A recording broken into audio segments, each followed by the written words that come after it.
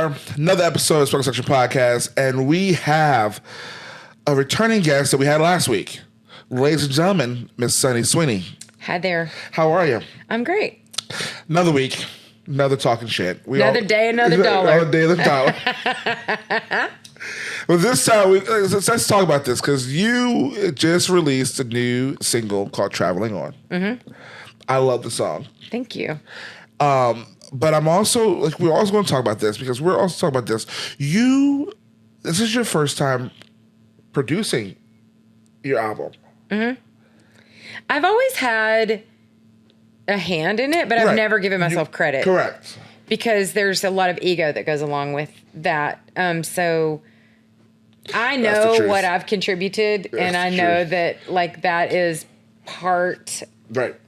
I should have had credit on a couple of projects I've done, but I didn't, and I'm a big enough person to realize, okay, just whatever. So when we were talking about a producer for this record, I went to my guitar player who's played with me for about 10 years, and I was like, why are we producing other people's records, but we're not producing our record?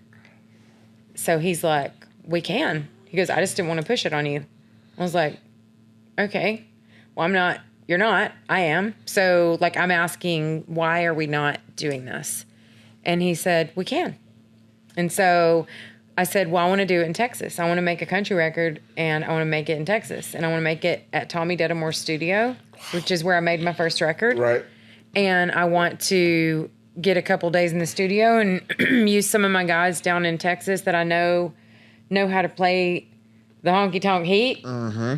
And we lined them up and went in and knocked it out in a couple days. And then we work so well together, as far as agreeing and disagreeing. If we disagree, if he thinks something needs to be a certain way, he's not a dick about it. He'll just be like, well, here's why I think you should probably do it this way. And I'll be like, I'm not a dick about it either. But if I think that something's wrong that you're suggesting, I'll tell you. And so we work really well like that together. So anyway, we had a ball, and we're going to do it again. This is not going to be the last time.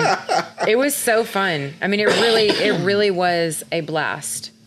It's great when you're having fun doing your job, because it doesn't feel like it's work. Right. It doesn't feel like it's work. So your new song, I'm probably going to butcher pronunciation of this. Rhinestone Requiem? Requiem. Good God. Here's the thing. I'm going to tell you this. I love you It's so that I Googled it, the pronunciation, and I knew it. Still butchered it. Well, so a requiem, in the way that I view it, is viewing something paying homage to something from your past. Correct. So whether it's dead and gone, or whether it's just something that was a thing that isn't there anymore, and you want to pay tribute to it. So I thought I wanted to have it. I wanted a country sounding title, because the record is really country, and I didn't want it to be called Sunny Sweeney Country Songs. So I wanted to have some reference to something from the past of country music. So Rhinestones. So it's a tribute to my past and to what the genre is that shaped me as an artist. It is also a protest to how I think country music should sound. Oh. Okay. So let's talk about this. Because there's been a lot of heat going around. Let's just put it that way. Yeah. Beyonce's record. Okay. Was that a country? Is that? I'm going to ask you. Do you think it was a country album? Here's what I think. I think that, and I'm not trying to skirt. I'm not trying to skirt your question. Yeah. I truly believe that if an artist wants to call something, then they should be able to call it that. That is. I agree. If Beyonce cut a Dolly Parton song, I mean, she cut a Dolly freaking Parton song, and Dolly gave its blessing. Yeah. So I mean, whatever that's worth. And that's been kind of my thing, amongst other things, was that from an insider point of view, I can see where it's like, okay, that's not the country that we listen to or that we promote. Understandable. However, and this is not a knock on anybody, but years ago you had Thomas Rhett who was influenced. His music was influenced pretty much by Bruno Mars, and they called that country. Right. That's what I'm saying. Like, you know what I mean? So it's like, look, Beyonce is one of the most gigantic stars on planet Earth. She has brought the word country to people that wouldn't have otherwise heard it. Correct. I can't tell you how many people that I know now that has never listened to country, but they listen to they listen to it now because of the fact that they listened to the Beyonce album. Right. And it's in their algorithms. And it's in the algorithms. So like that's how I feel about it. So for me, I was raised in East Texas. Okay. There was one radio station, KYKX, had one DJ. He was there at night. He would play like Merle Haggard, Waylon Jennings, Loretta Lynn, John Conley, Keith Whitley, old shit. Right. And that's just what I knew. So my brain resonated with that. And then when I got out of college and decided I wanted to start a band and sang, I'm from East Texas, so it came out country. So like, you know, that's just kind of what happened. Okay? But the thing about it nowadays is that so you're from Texas, when you look at it, people, I feel like there's a point now where it's like country music in Texas is now Texas country. Right. As opposed, like that's a separation. Right. From Nashville's country. And that's why I don't want to put anything into like a pinpoint, because if Beyonce wants to call her record country, she could call it country because she's the by God artist and she made what she perceives to be a country record. So, and from an artist perspective, she has brought a grandiose amount of people to our genre. Okay. Correct. To the genre that I grew up on, that I knew. Okay. So I am whatever. Like, that's why it's such a hot spot. Like with everyone. But with me, I'm like, why? There's room for everyone to do everything. So that's why I said. And that's the thing. And that's the thing that gets me. It's like,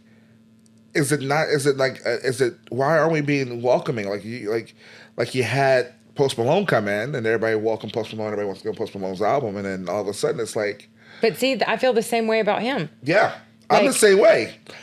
It's like, to me, it's like there is room for everyone, period, for anything they want to do. And I want anyone with a dream to succeed, because that's what makes the world a better place, is when people are doing something that makes them happy. But my record is the way that I perceive country music should sound. So like, that's how she perceives country music. Why can I not say music? Did I have a stroke? How country music should sound. Right. So, you know, it's all in the artist's perspective, in my opinion, and whoever puts it out. If you made a record tomorrow that was, you know, a flute and a clarinet and, you know, a foot stomper, and you were like, I'm putting out a country record, I'd be like, that's what you perceive it to be. And you know what? If you start succeeding at it and it makes you happy, it makes the world a better place. Correct. And I think that is my opinion about it as well, because it's just one of those where it's like, again, I always beg the question when people say, oh, that's not country. Okay, what is country? It's in your head. It's in your perception. It's all your perception. It's all your perception. You can't tell me that you can have Morgan Wallen go up on stage and do something that is to a track record and that be called country, but you can't allow Beyonce to call her stuff country. That's what I'm saying. I think it's just in the perception of what the person creating it believes. And if more people would just let people be, why does everyone have to have an opinion? There's so many freaking keyboard warriors out there now, and like, oh my God. So like, that's where I'm at with it. Like, I'm in my 40s. I want to just like have peace, and like I want to just do what I do. And I want people to either enjoy it or not. But like, if you don't like it, don't go on there and bash anything. Just shut your mouth. If you don't like Beyonce's music, don't go on there and bash it. Just shut your mouth. If you don't like Morgan Wallen, don't go on there and bash it. Just shut your mouth. Like, let people just have opinions. Right. I don't know when it got to where it's so controversial to have any conversation about anything, you know? I don't know when that happened, but I'm about tired of it. Dude, same. I'm about tired of it. And it's crazy because it's like, it's just not the same. You have too much energy spent on it. And I feel like we have so much else wrong in our world than bitching about oh my God, who's singing what types of music. Like, we have so much else wrong. So we should just really all be like, as a creative, you should just lift up another creative and be like, cool, man. Some of my best friends are artists that I've known 20 years. And like, I would be a different human being if I didn't have them in my life. And I'm so grateful for them. Do I like every project they've put out? No. Do I appreciate it? I'm the same way. And I'm obsessed with them as a human? And do I promote it the same way? But like, your mind is so weird. Not your mind, everyone's mind. Yeah. Your mind is so weird. My mind is very weird. So is mine. But like, as a human, your mind is so weird and you just gravitate towards certain things. So you're not going to like everything. Yeah, I've just gotten to the point where it's just one of those where, you know, we can have opinions, but my thing is why do we let opinions bother us so much? You know what someone told me very early on in my career? Mm-hmm. It was a man that was very instrumental in my beginning. He said, whenever I put out my first record, he said, now, when this comes out, people are going to have opinions. They're going to say stuff. Some of them might be great. Right. Some of them might be shitty. But if you're going to believe the great ones, you also have to believe the bad ones. Right. So it's best to not believe any of them. Which it's kind of like stuck with me, honestly. Like, I love a good review, but like, also there's going to be just as many people. I also think, I mean, I live by the Steve Harvey rule that anyone's opinions about me it's none of my business. Yeah. I mean, absolutely. What other people think of me is none of my business. It's none of my business. I've never worried about what people think of me. I didn't make a record to try to keep up with a trend. Right. I made a record because this is what I wanted to do. And like, if people like it, I think that's freaking awesome. So you have the creative freedom to do what you want to do, and you've been under the umbrella with a major label, where it's like you can't do what you want to do. Mm-hmm. It's called the Artist Protection Program. Yeah. Is that what it's called? I named it that. The APP. Oh, I will start using that one. I was in a label for 6 years and made one record. Which is crazy because they don't. Was it a feeling of them not understanding who you are, or a feeling of them not being able to market you, or like what was? Look, I'll say this, and I've said this before, so it's not like you don't know me well enough to know that I just literally don't care. Right. Like, I mean, I'm not name dropping, but I'll just tell you, like, the owner of Big Machine hired me directly from a MySpace message. He sent me a message. He found my record, literally gave me a record deal from MySpace. I'm well aware that is not how that happens typically. No, it's definitely not how it happens anymore. Okay, definitely not. He was fantastic and did what he said he was going to do for me. He took my record that I'd made, re-released it on his label, stuck his label stamp on there, and then I was put in the Artist Protection Program. And then he put me with a sister label with a man in charge of it that didn't give a flying fuck about me. That's what happened. Wow. Yeah. So that's what happened. And he told my manager he didn't like my voice, he didn't like my songs, he didn't like anything about me. He didn't like my personality. So he didn't work for me. He didn't work for me. So, I mean, that's what happened. And well, that shows that it's politics, though. That shows it's all politics. That shows that shows the dirtiness of the music business. It's not, I've seen it all. That's politics. Like, you have to you have to be liked by someone at the top of the food chain in order to succeed at what you want to do in this business. And that's and now it's like, but now you don't have to have that. You are the top of the food chain. I feel like the internet has really helped in that regard, and like being able to put your own music out has helped. A lot of indie labels has helped. That being said, I am so grateful for my time on that record label, those record labels, because it taught me a lot about who I am. It taught me about my resilience, first of all. It taught me about kind of seeing people's true colors. Yeah. Taught me, that not everybody is what they say they are. And then it also taught me that a lot of people are what they say they are. And a lot of people don't give a shit if you think they're a bad person. Which is crazy because it's like, I think people think that being a bad person means that you are a good businessman. So it's like you have to be. It's gross. And it's, you know what I mean? But I think. I have plenty of good businessmen that are amazing human beings. Correct. Amazing human beings. But I think that's where it comes from. Where it's like, I'm with you. It's the assholes finish first mentality. Yeah. I'm 100% with that. Yeah. And it's never a good thing because at the end of the day, yeah, they most likely succeed, but like, are they really? They're not happy. They're not happy. Right. With themselves on the inside, which that's what it boils down to. And honestly, like, I'm a grown ass adult, and if I could do anything in this world, I would put young female artists in a bubble, and I would be in control of who talked to them, because I've been a very strong personality my entire life. Right. I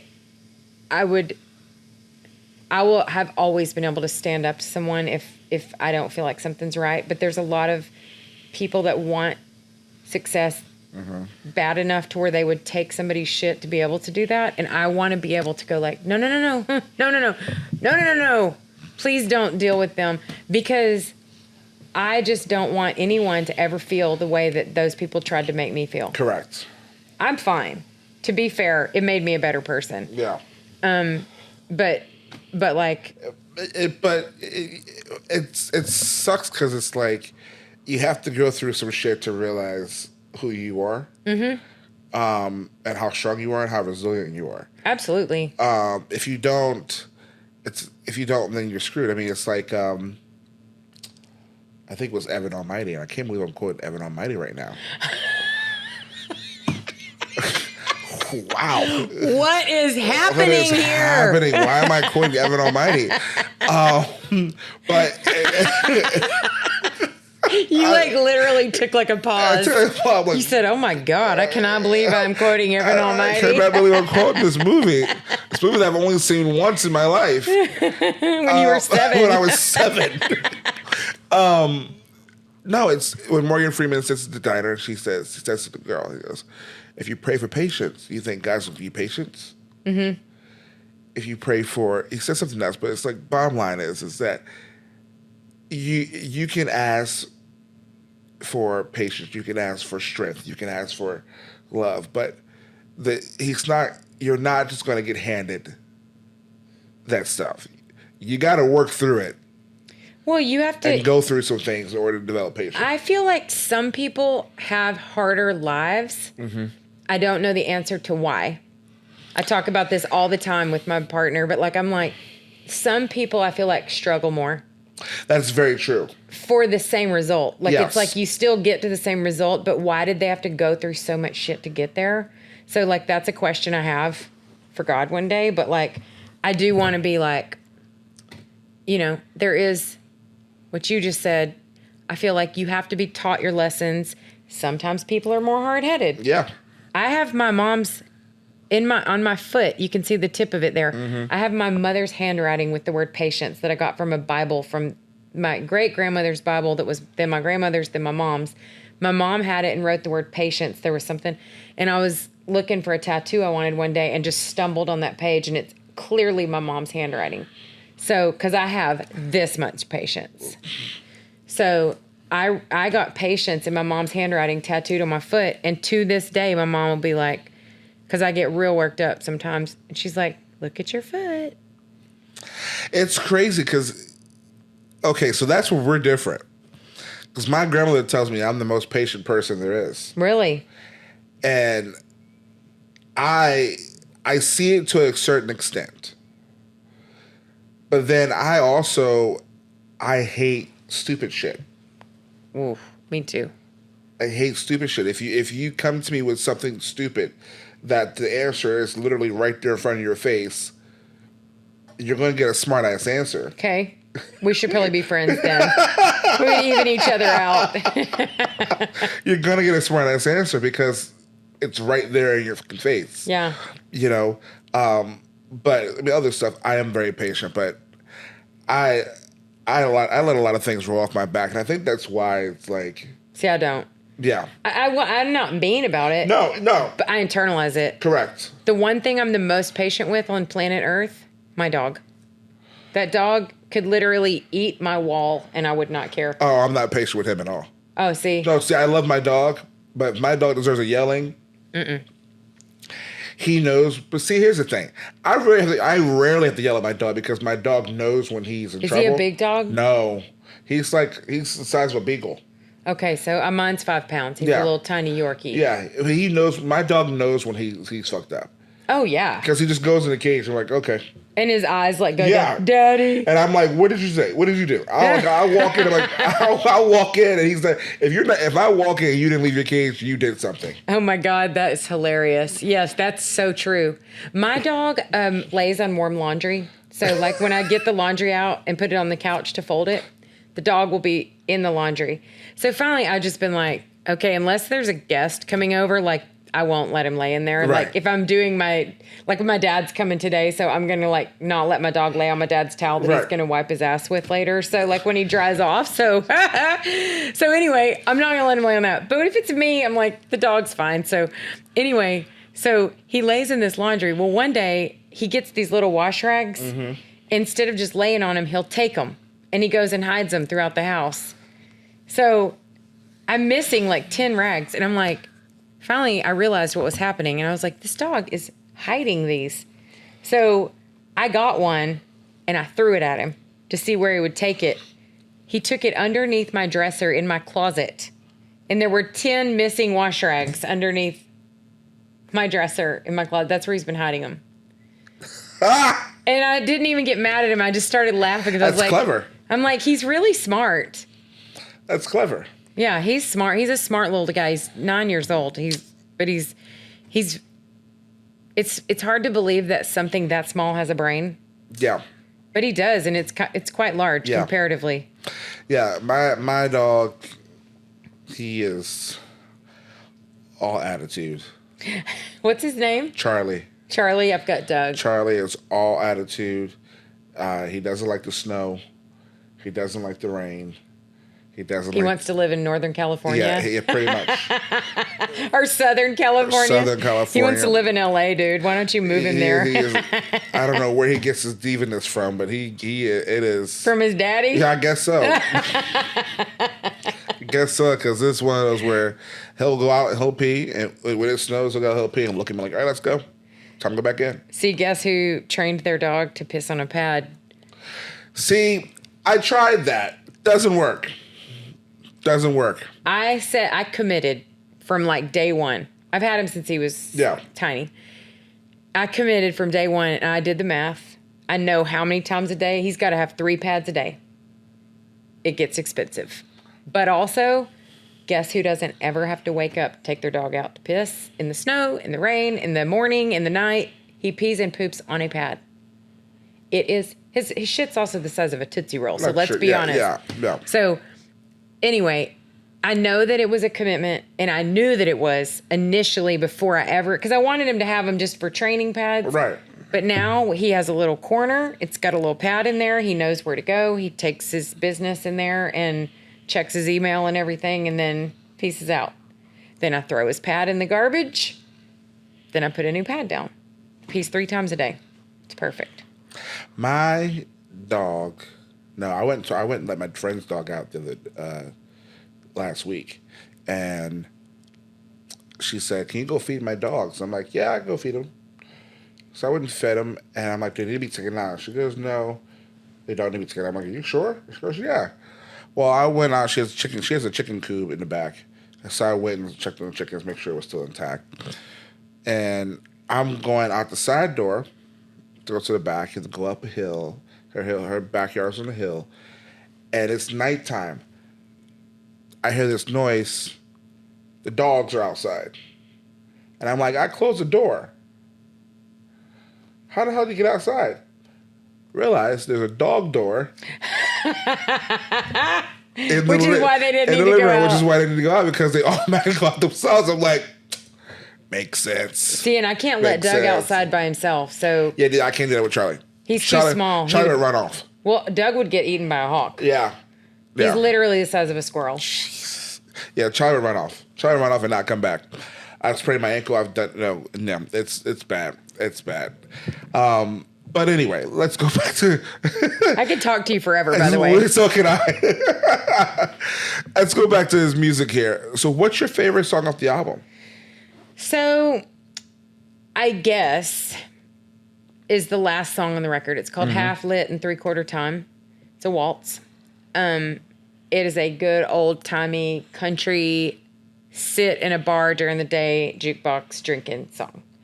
And I wrote it with two of my best friends, Buddy Owens and Monty Holmes. And I find that when I listen to records, I always tend to like the last song best. I tend to like the last song best too. Isn't that weird? Because it's like a thing, I think. You either do or you don't. But I tend to always like the last song best. I feel like people save the best for last. I feel like it needs to have like a closing moment. Yeah. So for me, I feel like that kind of sums up the record. It's a little bit of country music. Put a little waltz on the end of it. Tie it up with a bow and be like, peace. What was the inspiration behind writing that song? Honestly, I needed a waltz for the record. Yeah. And I'd always wanted to have a song with something about 3/4 time because that's the time signature for a waltz. Right. 3/4 time or 6/8, depending on whatever. But like 3/4, I thought would be best. And it sounds good. It's a good word. 3/4 time sounds like it sings well. And so then Monty, which is he's like my pseudo dad. I call him my pseudo dad. He's one of my first co-writes that I ever went 20 years ago. And he's become family to me. And anyway, I said something about 3/4 time, and he said, "What about half lit and 3/4 time?" And I was like, "Hell yes, that is amazing!" Wow. So we just wrote it. It was one of those ones that just kind of like happened real kind of quickly. And me, Buddy, and Monty, we write a lot together. Us three do. Right. So we kind of know each other pretty well in that sense, and it just happened really quickly. And it was just like. I said, that night, I said, I'm going to record this. And they were like, really? I said, yeah, I'm going to record it. This was like 3 years ago. So how was it, you said that you guys write a lot together. When does an artist know their circle as far as writers? It's a good question. I tend to have a couple of circles that overlap. My initial circles, my first year of co-writing, I met 5 of my best friends, which I'm still friends with. So Monty, Buddy, Aaron, Brennan Lee, I guess 4. Those 4, for the most part, those are my peeps. And then shortly after that, I met a couple of other people that I knew some of them, or maybe I met them through them. So those circles kind of overlap. But I mean, there was a couple of years when I was in the APP that all I did was write. I was writing doubles 5 days a week. So, I mean, I have a shit ton of songs that I met, writing with people, co-writing with people. I met tons of people during that time in my life. And honestly, you just kind of know, like, I know if I need a certain kind of song, I'm going to call a certain kind of writer. Right. If I need someone that, like, I know, like, there's a guy named Dylan Altman. I've been writing with him and Aaron Enderlin a lot. And he is ridiculous at melodies. One of the best melody writers I've ever heard in my life. Wow. He's insane. Okay. So if Aaron's one of my girlfriends, if we're sitting around just kind of like talking songs, not writing really, just like talking about ideas and stuff, and we'll like come up with a title or kind of a whole idea for a song, I'll be like, dude, we should get Dylan on this. Because if we want it to sound he is the king of melody. So if he sees this, I'll make sure to tag him in it because he's a new friend. I've only known him like a couple years. But we all of us clicked the first time. So like, I hope that he's like someone that we will always be able to write with, even though he's a newer co-write, but Radney Foster is great.